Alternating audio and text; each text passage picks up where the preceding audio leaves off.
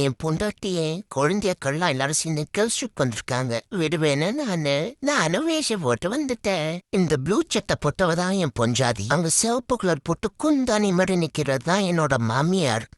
Girls, இப்போ நம்ம எல்லாரும் சேர்ந்த வாட்டர் ஃபாலில் குளிக்கிறோம், என்ஜாய் பண்ணுறோம். நீ குளிக்கல?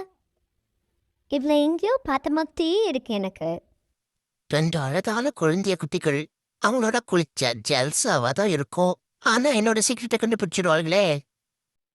டைம் ஆச்சு, சீக்கிரம் குளிக்கவா? இல்ல எனக்கு தண்ணினா கொஞ்சம் பயம், அதனால நான் வரல.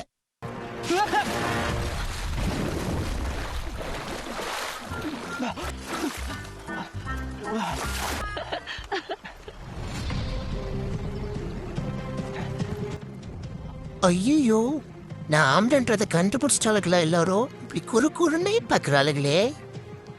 ஏன்டி எல்லாரும் அங்கேயே பாக்குறீங்க? அட தெய்வமே, கண்டுபிடிச்சிட்டாளுங்களா? மாட்டினேனா இந்த நரம்பு என கல்ல கொண்டாடிக்க பாக்குறா.